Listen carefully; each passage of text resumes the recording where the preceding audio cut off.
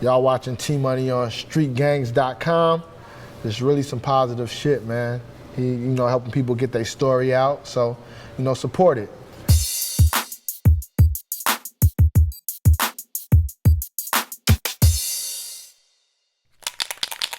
I'm from what I guess we call deep West LA, you know what I'm saying? You have a lot of people out of town and just different places because of the only thing that they have is movies and music. We had NWA, which Easy was from Compton, Ice Cube was from South Central.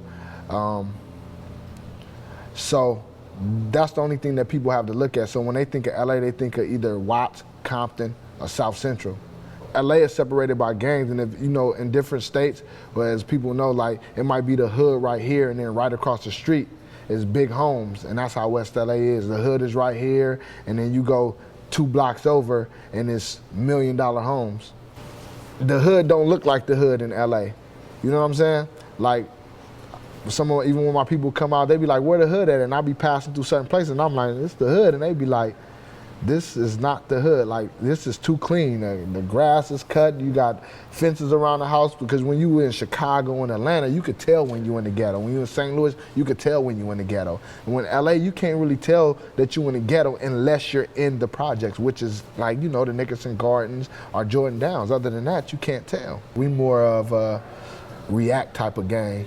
You know what I'm saying? We more of like, if y'all want problems, we gonna give y'all problems. We not more of the like, oh, we gangbang, Crip, all Mansfield, cause I don't think we have ever been that. I don't think we have ever been like, trying to push a line like that. But we have always been on the front line when we needed to be on the front line. A lot of the homies was involved in music back then. My homeboy Dougie D, D-Mac, pretty much everybody, but those are like, well, that's who really introduced me to the music business. I'm a little bit younger than them, maybe like about 2-3 years younger than them. So that's how I was pretty much involved with them. I just kind of grew up under them, and they were kind of big influences on my life as far as just being in the streets and the music thing. So that's how I got involved with the music with Dougie and D-Mac. D-Mac and Dougie was real cool with Puff. Dougie D wrote a lot for a lot of people. He actually had 2 videos out when I was coming up on MTV. So those are the things I've seen. Like, I used to go to Dougie and D-Mac house, and Jada Pinkett used to be there, and different people. So when I was young, I seen it growing up, and when a lot of the times, a lot of these kids just don't have opportunity. So when they're living in the projects and watching the Nickersons and the Jordan Downs, it's not that they're not talented, or it's not that they can't associate with these people. They don't have access to these people. Dolla was in a group called the Rascals. It was him and his 2 little brothers, Saz and Scrap. I met them through Akon's brother, Boo. Boo worked with Lil Zane back in the days. They was like best friends, so they was always together. That's how I met Akon. And Akon, before he blew, he's always been Akon, he's always been talented, but before he is who everybody knows as far as the celebrity, he was doing a lot of beats. As far as I know, he was doing beats for other people, but I met him, he was working on a project with the Rascals, him and his brother Mozart. So I ended up meeting Dolla through that group and them working with the group.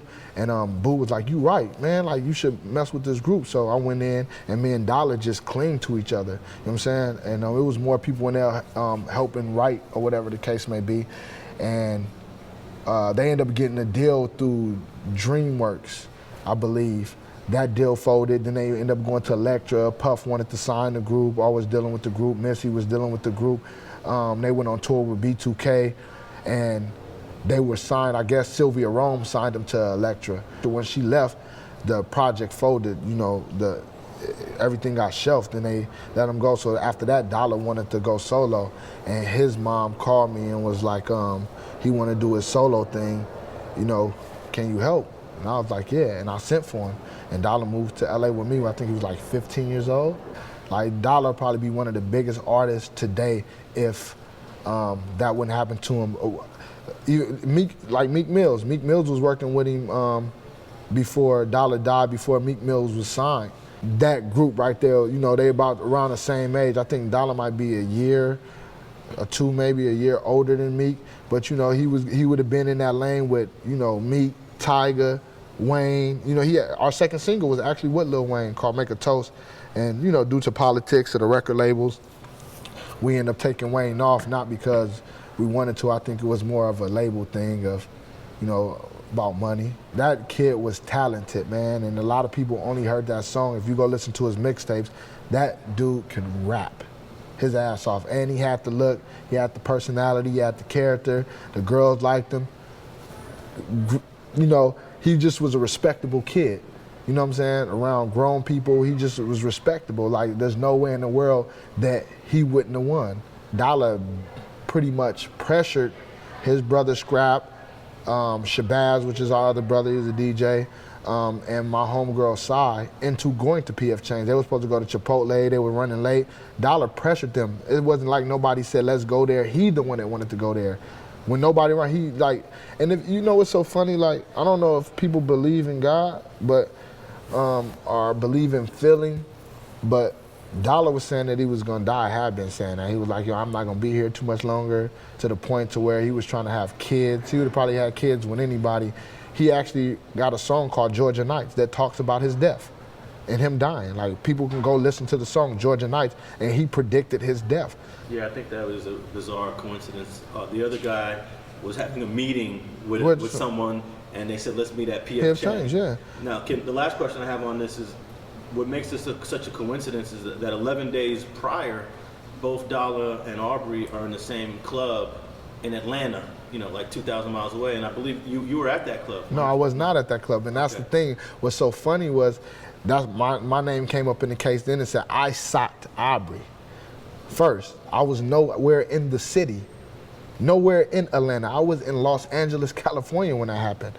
And on top of that, we know some people that Aubrey know, and somehow they got on the phone with the other people that the altercation was actually with, which wasn't with Dolla, and they squashed it. Oh yeah, the guy with the tattoo on his head, that's who socked me first. First of all, you could barely see this tattoo on my head, and especially in the dark. Second of all, I wasn't there. So who's coaching you, telling you that I got a tattoo on my head and that I socked you because I was nowhere around? That alone should have let people know that he was being coached, because I was nowhere in Atlanta. I heard my name came up a lot in the trial. Regardless of the situation, I wouldn't have won anyway. If I was there, I wouldn't have pointed dude out. Nobody that was with Dolla pointed dude out. No, that's just not in our character. You know what I'm saying? It's just not. Of course, like I said, it's an unfortunate situation, but that's not something that we do from the way we grew up. I don't know how he beat the case. At this point, it don't even matter at this point. You know what I'm saying? Like, we don't care how he beat the case or whatnot. You know, life has to go on. You know, Dolla's not here. We all miss him. Man, I do got to answer to God at the end of the day, or whoever he run into that's mad. We, the jury, the above entitled action, find the defendant, Aubrey Berry, not guilty of the crime of assault with a firearm in violation of Penal Code Section 245A2.